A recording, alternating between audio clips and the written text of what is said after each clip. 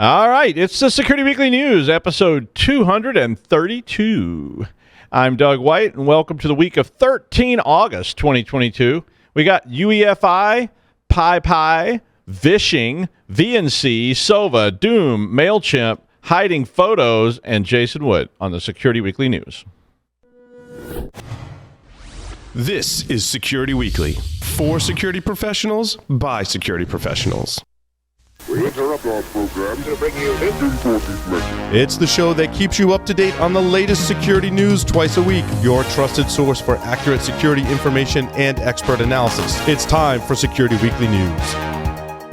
Right now, everybody is talking about cryptocurrency, and the cyber criminals are hiding in the conversation. Cyber criminals use social engineering loaded with urgency and fear to successfully prey on your company, your employees, and your customers. Spear phishing is just one of the 13 types of email threats. Barracuda has identified 13 types and shows you how you can protect your company, your customers, and your reputation. Find out about the 13 email threat types and Barracuda email protection by going and getting your free ebook at securityweekly.com/Barracuda.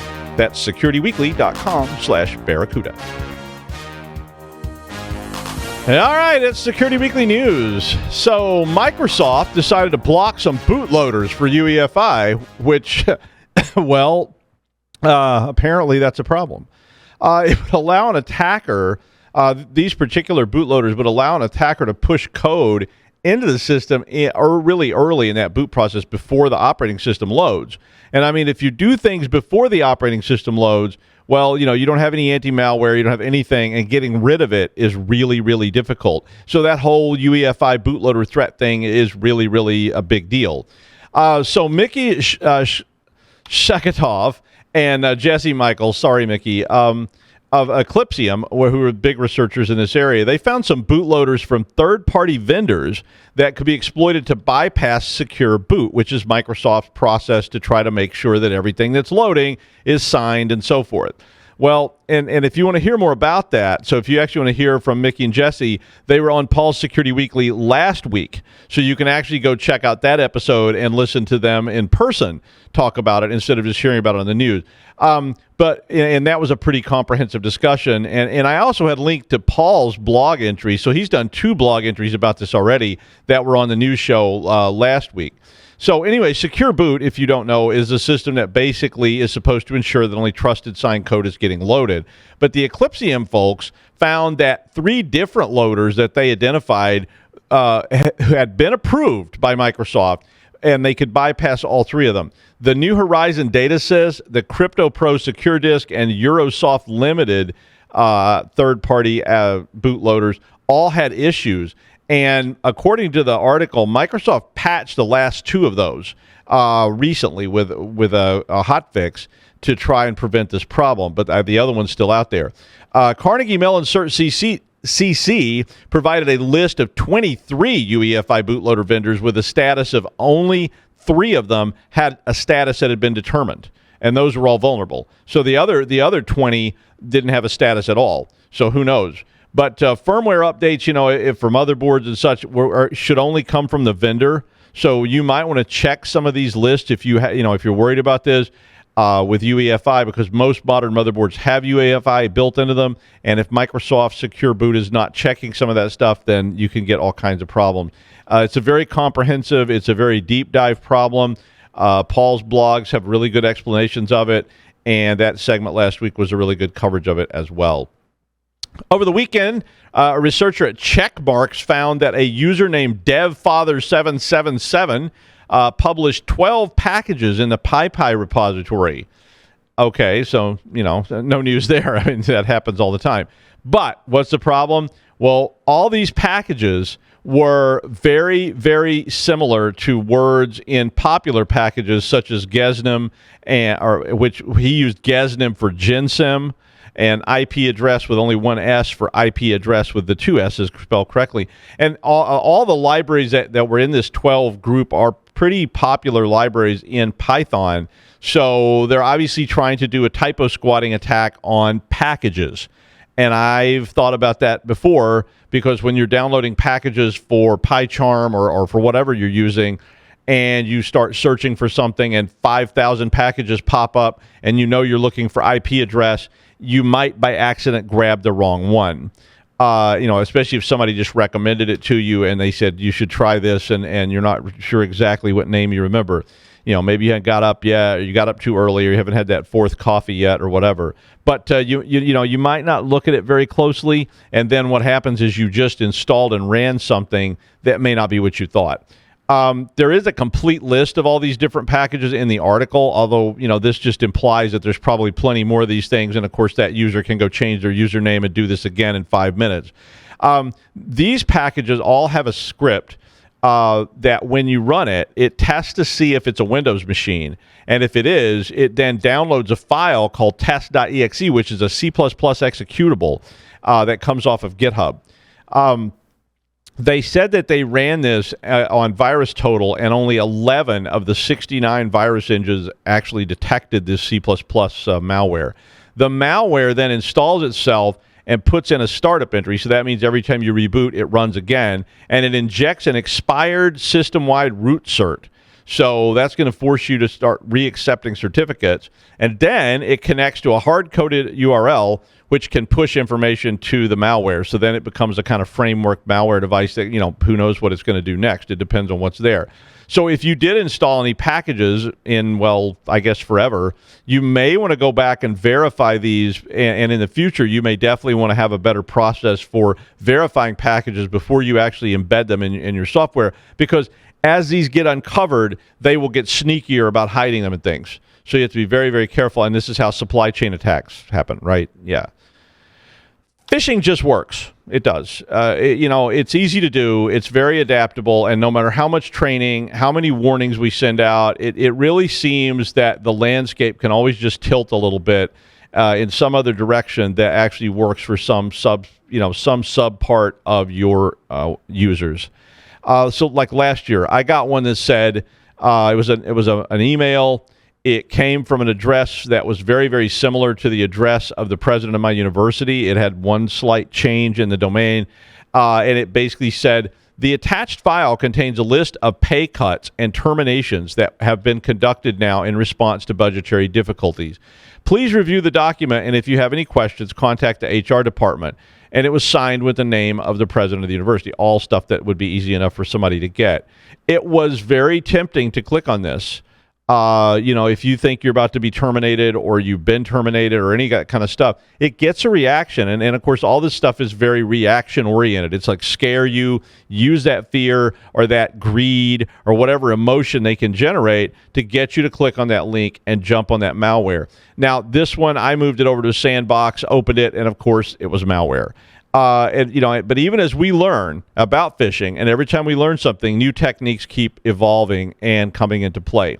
So according to this study, phishing actors are moving toward hybrid forms, which combine the email and voicemail type calls. And I see that because, we tell people over and over again, don't give out information over the phone, call them. Don't, if the IRS says they need your social security number, oh, no, I don't think so. You contact them through their independent phone numbers, make sure it's legit. This one is in an Agaris Quarter 2 2022 Cyber Intelligence Report. And they said that phishing itself only grew by about 6% over first quarter of 2022. I mean, it grew by 6%. It was already very prevalent. But the use of hybrid vishing with a V grew by 625% over the past quarter. Now, vishing is a term that came from that place where they make up new terms to describe things that were already there. And I guess it's like a shortening of voice phishing, which we used to call crank calling or victory cabbage or freedom fries or something like that. But you know what I mean. But voice phishing is just social engineering, right? It's take a phone and call people. This was what I was doing in 1985. We were doing voice phishing on the bank to try to see if bank employees would give it up, and they often did.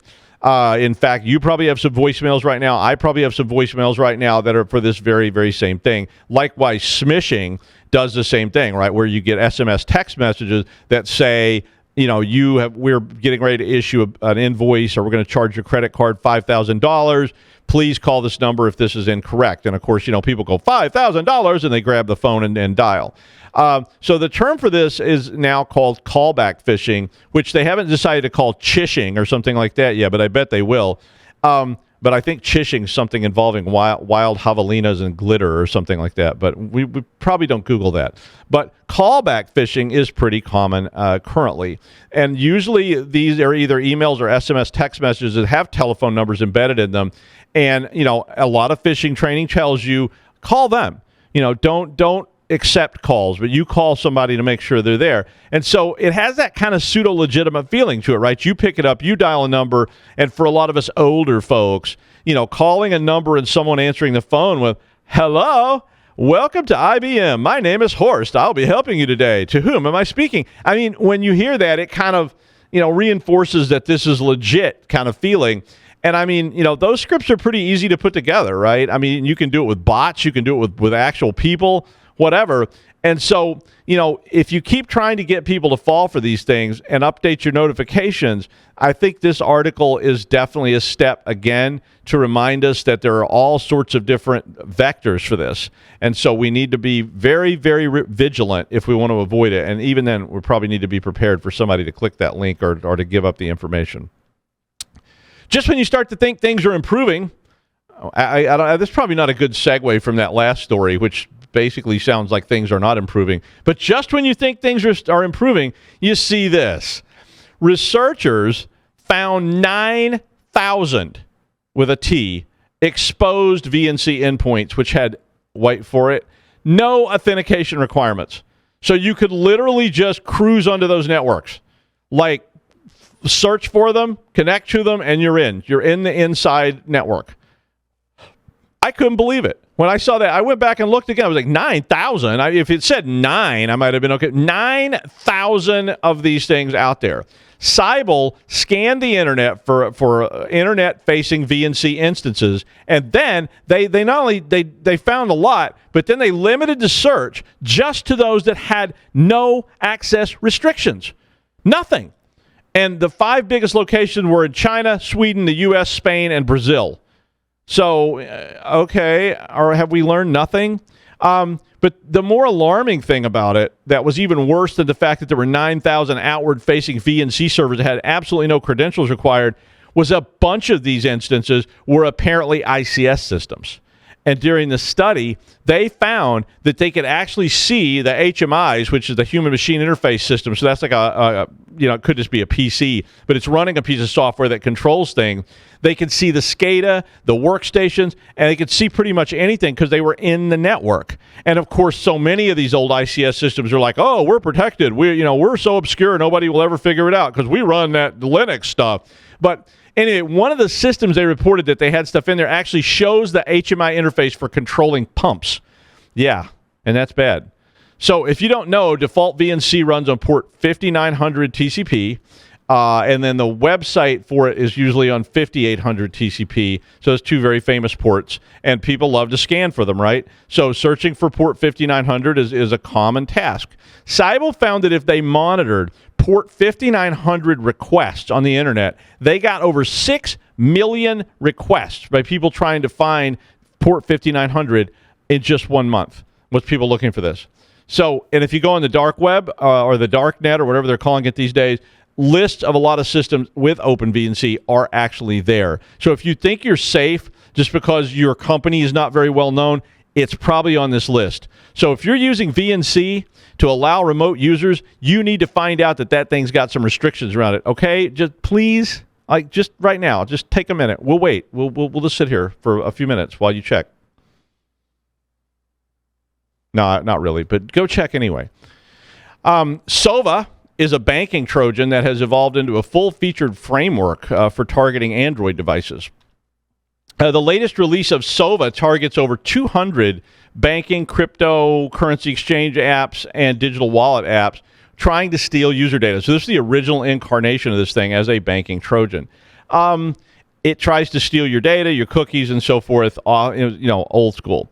Cleefy, who is the research group that was looking at this, said that the Sova project apparently first popped up in September of last year and has been rapidly developing from version 1 to the current version that they're seeing, which is version 5.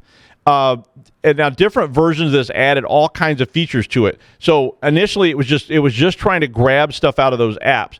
But now it sends a list of all the apps on your device to a command and control server, and then it gets back an XML list of addresses which point to the correct overlays to be loaded on the phone in order to grab data while you're typing it, grab data from these apps. So if you open some specific application, it actually can go out and pull this information down so that it reaches to a cloud-based server, pulls down the overlay so that you think you're using that app. You may be using the app, but it's actually capturing things. They've added support through the versions for capturing screenshots, clicks, swipes, copying, pasting files, arbitrary overlay screens, you name it. They can put those on there. They can get your phone code, whatever. They've also revised their cookie stealers in the latest version to add support targeting Gmail, GPay, and Google Password Manager. In the V5 release that they just put out, they just added even more modules, which includes a ransomware module. So now after you've done all that, you can ransomware the phone. The ransomware tool uses AES to lock your device files and changes the extensions to .enc. According to the report, this version still seems to be under development, but it is also very nasty. So this is something to warn if you're supporting Android or you're using Android, you may want to let people know to be careful about what they install. Well, DEF CON may be over for this year. It was last weekend. But at a workshop held at DEF CON, they covered flaws in the emergency alert system, which in the United States is used for emergency information over like in public airwaves. So when you get these alerts that say there's a tornado coming, or there's an amber alert because a child is missing, or a silver alert because, bitter security weekly hosts are walking down the Vegas Strip without their pants, that kind of stuff. This is the system that is used for this. And I think it originally came out of the nuclear early warning system where they were going to announce while you're watching Gilligan's Island on television, and it goes beep, and and then it says, you now have 10 seconds to, do whatever it is you want to do before you're basically vaporized. Thank you and have a nice day. The DHS, the Department of Homeland Security in the United States, is urging states and localities to evaluate and improve security around proprietary devices which connect the emergency alert system from their television station or whatever. There was a DEF CON presentation which demonstrated multiple weaknesses. So Ken Pyle at Cyber went out and bought a bunch of EAS equipment on eBay and started analyzing it. And now all of us have probably bought stuff on eBay before, and I used to buy hard drives by the crate, and I would get them, I would buy 24 at a time, bring them home, see if there was anything on them, and, I got all kinds of fun stuff. Sometimes they were wiped, sometimes they were, wow, look at this.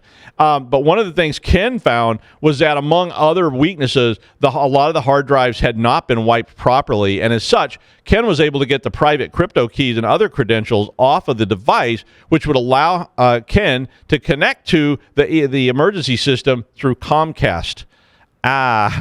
Yeah. You might want to check that out. If you're supporting any of these devices, I would definitely go check them and make sure that you've got them under control. And if you are end-of-lifing them, please wipe everything. Mailchimp apparently exposed some clients' email addresses for DigitalOcean. Mailchimp's an outsourced email marketing service that sends stuff out on a timed basis for you. Mailchimp said that an attack on the company was responsible for some missed deadlines. Very strange story to me, but it resulted in a statement on the 12th where they stated, quote, across the tech industry, malicious actors are increasingly deploying an array of sophisticated phishing and social engineering tactics targeting data and information from crypto-related companies. In a response to a recent attack targeting Mailchimp's crypto users, we've taken proactive measures to temporarily suspend account access for accounts where we detected suspicious activity while we investigate the incident further, end quote.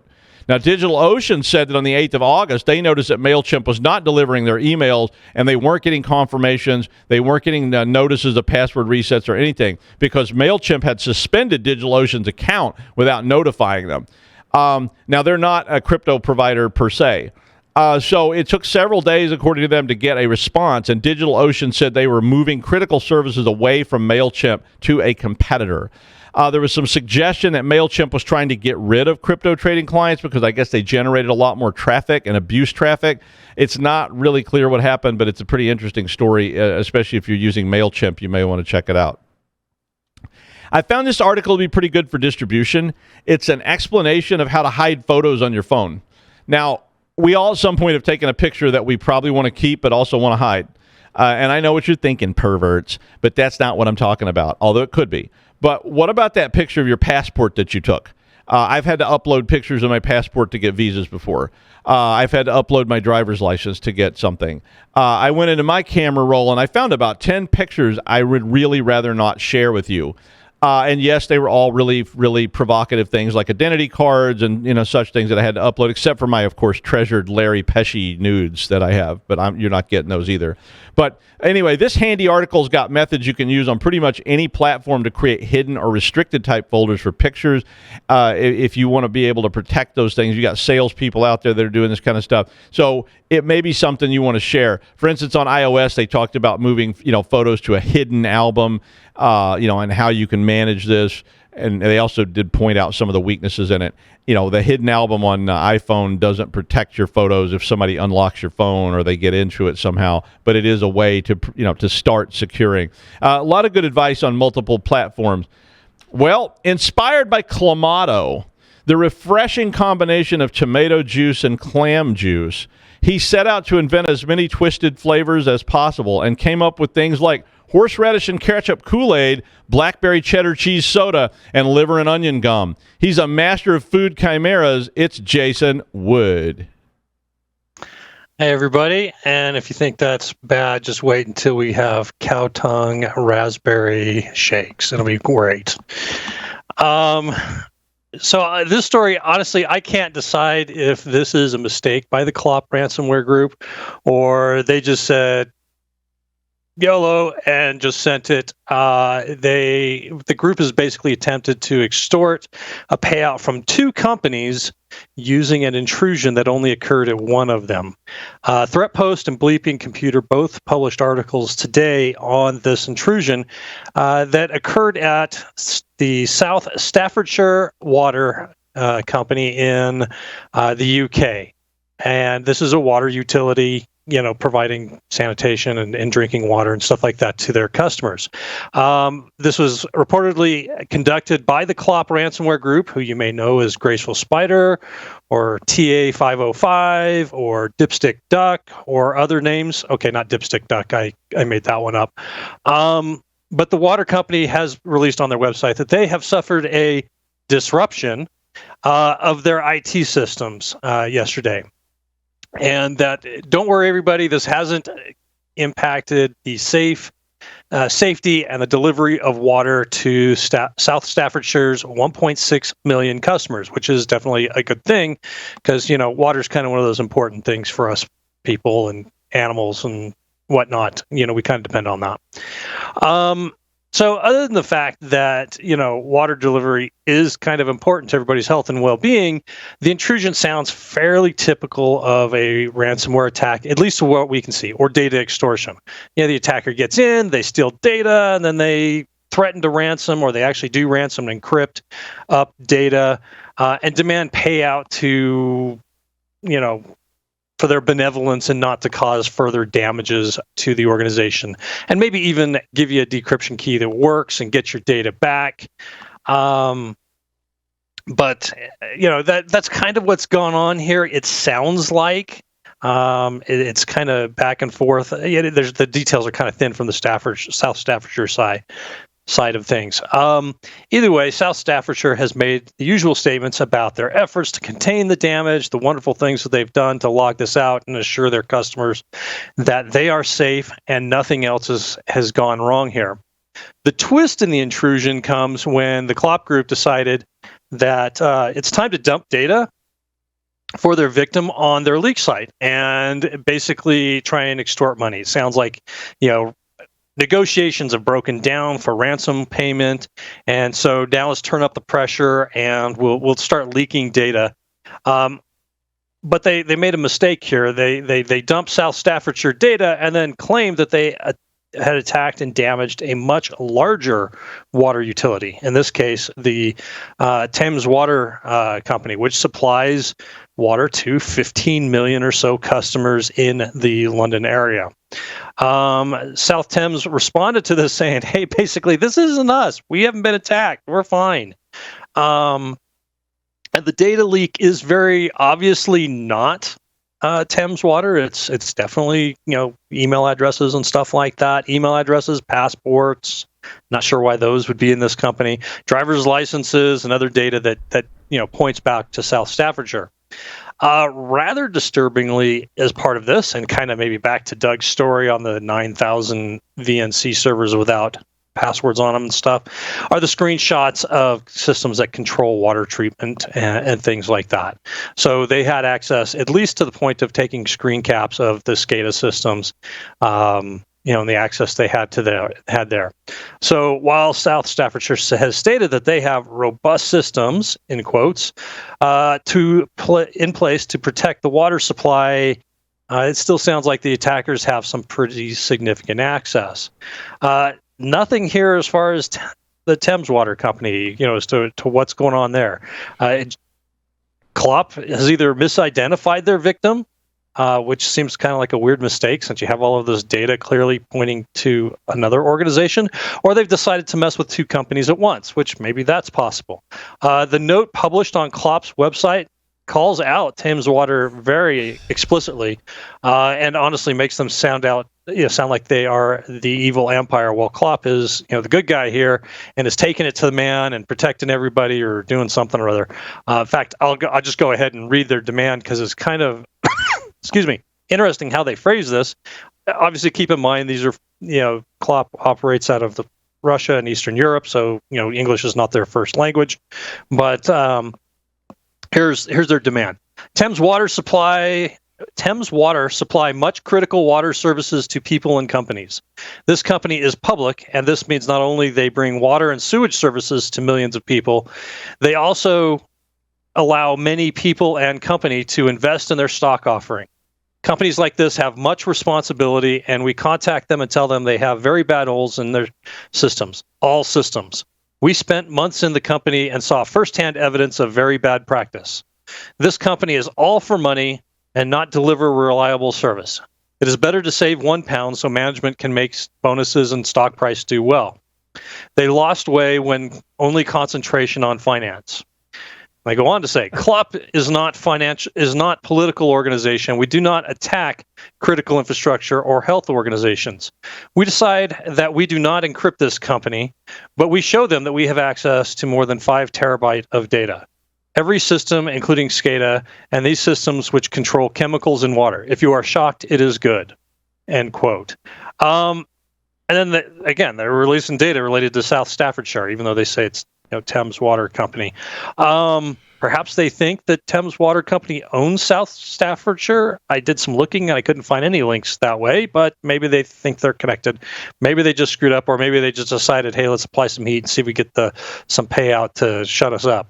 Either way, the post is kind of inane.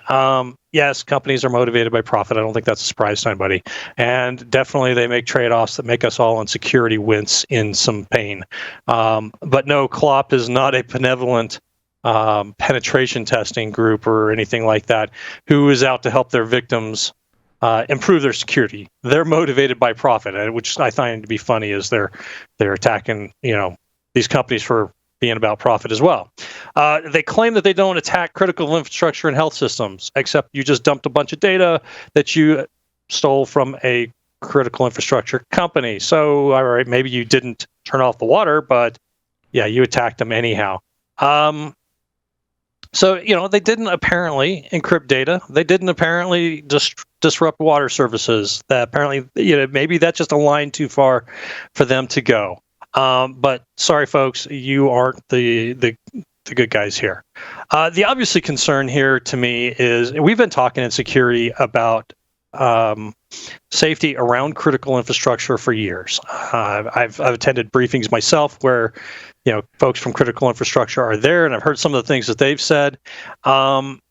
And there's definitely been concern around this. But for years, bad things haven't really happened, or at least not publicly. But now they are happening, and they are becoming public. Our e-crime adversaries have decided these environments are just too good of a target, at least for extortion. Their intrusions, are basically the realization of our security concerns we've been bringing up for years. These groups just haven't crossed the line yet to doing actual damage. And I want to emphasize yet there. There may be reasons for this restraint, but if they decide that the fallout for dropping that restraint is worth it, then things are going to get out of hand. If you work in critical infrastructure, this may be a story that is useful for you to bring up to your management, depending on how you feel about your organization's security and attitudes there. It's just another example of, hey, look, here's what's going on. We're definitely a target for this stuff.